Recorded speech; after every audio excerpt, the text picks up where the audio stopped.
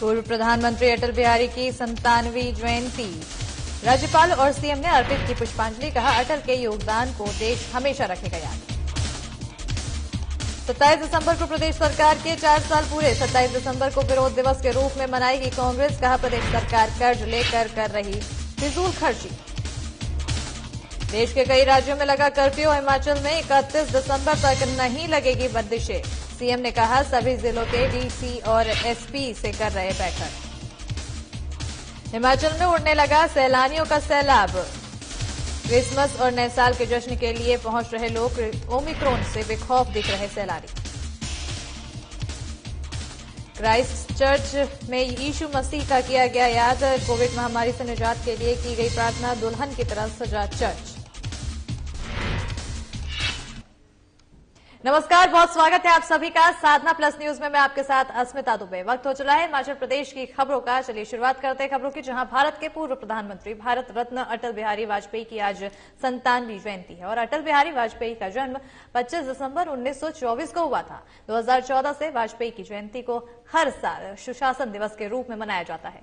अटल जयंती पर मुख्यमंत्री जयराम ठाकुर और राज्यपाल ने रिज पर स्थापित उनकी प्रतिमा पर पुष्पांजलि अर्पित की है। वहीं राज्यपाल राजेंद्र विश्वनाथ आर्लेकर ने कहा है कि देश में अटल सुशासन के पुरोधा हैं और इसी के साथ भी स्वशासन के बाद सुशासन देने में अटल ने महत्वपूर्ण भूमिका निभाई है।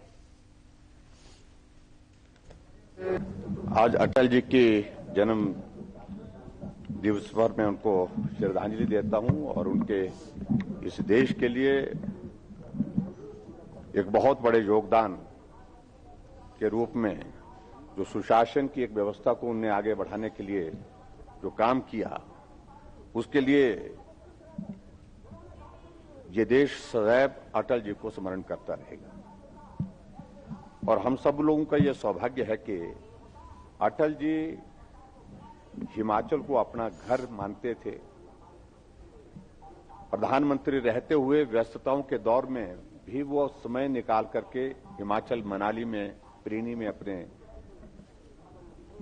कुछ दिनों को बिताने के लिए आते थे और वहां हिमाचल के बारे में चिंतन करना, देश के बारे में चिंतन करना, हिमाचल की कठिनाइयों को करीबी से समझना,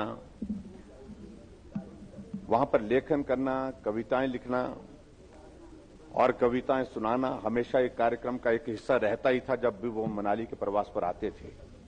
जयंती है, इसलिए मैं वहां यहाँ मेरे श्रद्धा सुमन अर्पण करने के लिए आया था। अपने देश में स्वतंत्रता के बाद एक भावना जग रही थी कि स्वराज्य आया, सुराज कहाँ है। और कई वर्षों के बाद जब अटल जी प्रधानमंत्री बने तब हमने देखा कि यहाँ स्वराज का रूपांतर सुराज में होने लगा। और अटल जी को आज हम मानते हैं कि वो सुशासन के पुरोधा हैं। सुशासन यानी गुड गवर्नेंस अटल जी के माध्यम से ही यहाँ शुरू होने लगा और पूरे समाज को इसमें सहभागी करने की जन भागीदारी का जो विषय है वो अटल जी के माध्यम से यहाँ शुरू हुआ है। और आज हम इस देश में देख रहे हैं जन भागीदारी और सुशासन का पर्व प्रधानमंत्री नरेंद्र मोदी इनके माध्यम से देश में हम देखने को हम सबको। बढ़ते आगे, जहां 27 दिसंबर को प्रदेश सरकार के 4 साल का कार्यकाल पूरा होने जा रहा है और कांग्रेस इस दिन को विरोध दिवस के रूप में मनाएगी। कांग्रेस का आरोप है कि सरकार हजारों करोड़ों का कर्ज लेकर फिजूल खर्ची कर रही है और इन असफलताओं का दस्तावेज 27 दिसंबर को राज्यपाल को सौंपा जाएगा। 27 तारीख को भारतीय जनता पार्टी की हिमाचल सरकार हिमाचल में जश्न का आयोजन कर रही है और इस जश्न में प्रधानमंत्री श्री नरेंद्र मोदी सम्मिलित होने आ रहे हैं। वो हिमाचल आ रहे हैं, इसमें हमें कोई आपत्ति नहीं, हम उनका स्वागत करते हैं। अब जैसे आपने कहा कि हजारों की संख्या में भीड़ जुटाई जा रही है और सरकारी खर्चे पे जुटाई जा रही है, सरकारी तंत्र का जो है इस्तेमाल किया जा रहा है। एक तरफ हिमाचल प्रदेश लगातार कर्ज की गर्त पे गिरता जा रहा है, 1000 करोड़ के कर्ज लेने की बात फिर से हो रही है और दूसरी तरफ इस आयोजन में करोड़ों रुपए जो है पानी की तरह बहाए जा रहे हैं। मुझे लगता है कि 4-0 से जो भारतीय जनता पार्टी की यहाँ पराजय हुई है, तो अपने कार्यकर्ताओं को ये संदेश देना चाहते हैं।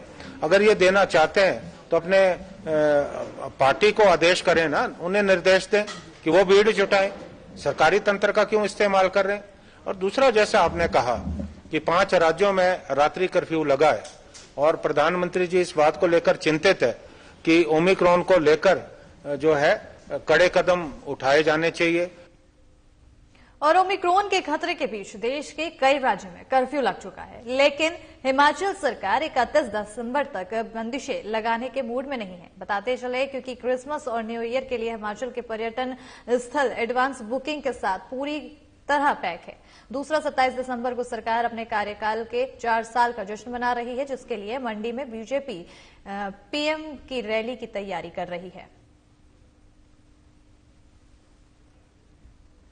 इस बात को लेकर के बहुत चिंता की बात नहीं, अभी तक हिमाचल प्रदेश में ओमिक्रॉन के वायरस की पुष्टि नहीं हुई। हमने कुछ सैंपल भेजे हैं, लेकिन फिर भी उसके बावजूद अभी तक इस प्रकार की पुष्टि नहीं हुई है। लेकिन फिर भी ये बात सही है कि हमको सतर्क होकर के काम करना पड़ेगा, सावधान होकर के काम करना पड़ेगा। पिछले कल हमने सभी डिप्टी कमिश्नर के साथ जो वीडियो कॉन्फ्रेंस के माध्यम से चीफ मेडिकल ऑफिसर्स के साथ जो वीडियो कॉन्फ्रेंस की है, उसमें हमने यही कहा कि शुरुआत भी वायरस की हिमाचल प्रदेश में पूरे देश भर में ऐसी हुई थी थोड़ी थोड़ी, और ऐसे में वो बढ़ते बढ़ते बहुत विकराल रूप धारण कर गया था एक दौर में, जब डेल्टा का दूसरा फेज आया था। ऐसे में हमको पीछे सारी चीजों को ध्यान में रखते हुए ये सीख लेनी है कि हम अपनी तैयारी रखें।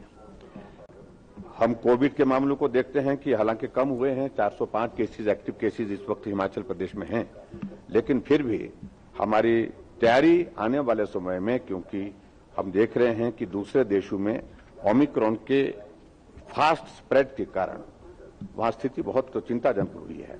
तो ऐसी स्थिति से सामना करने के लिए हमको तैयारी रखनी चाहिए, और विशेष तौर से हमने यही कहा है कि क्रिसमस पे और न्यू ईयर पर हिमाचल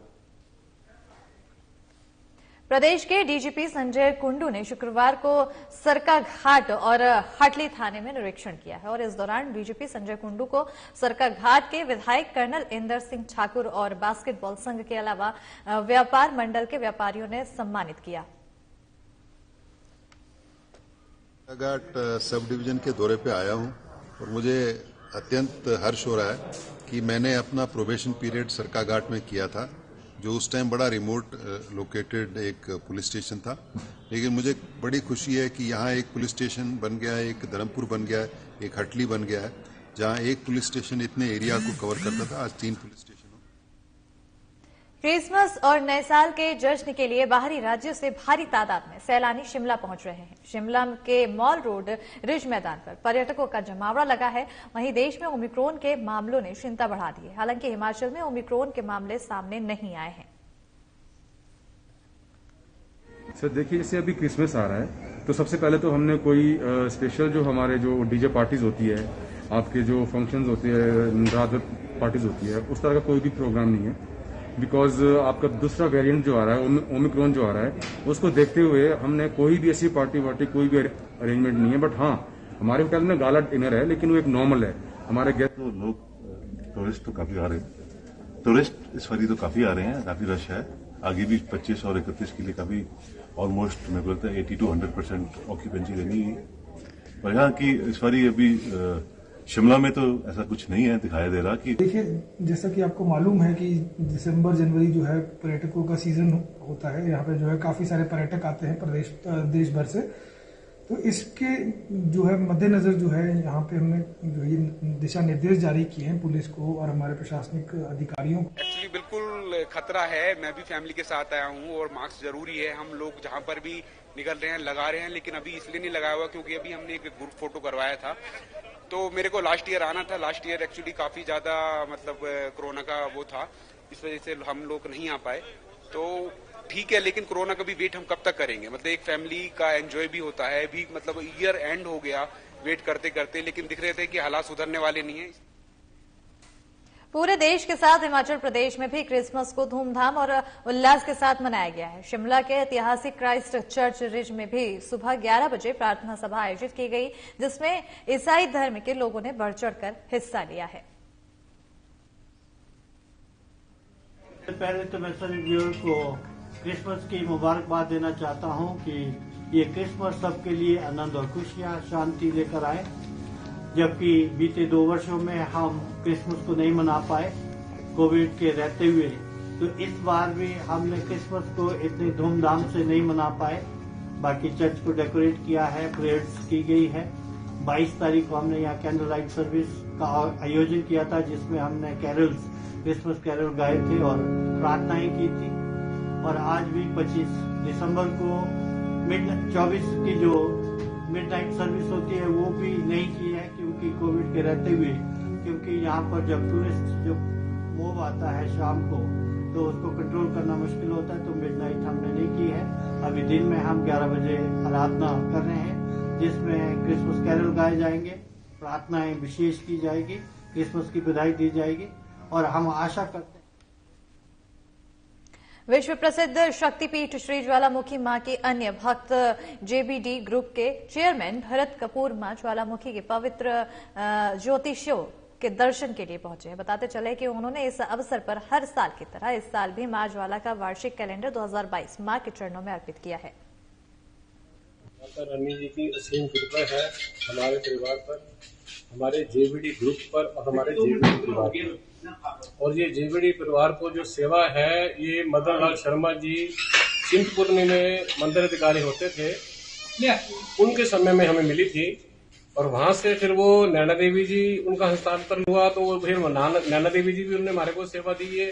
और उसके बाद जो है फिर ये ज्वाला जी, कांगड़ा जी, चुमुंडा जी और बगलामुखी जी के विश्व प्रसिद्ध शक्तिपीठ श्री ज्वालामुखी मंदिर के परम भक्त जेबीडी ग्रुप के चेयरमैन भरत कपूर ने मां ज्वाला जी के दर्शन किए और मां की पवित्र ज्योतियों का आशीर्वाद लिया।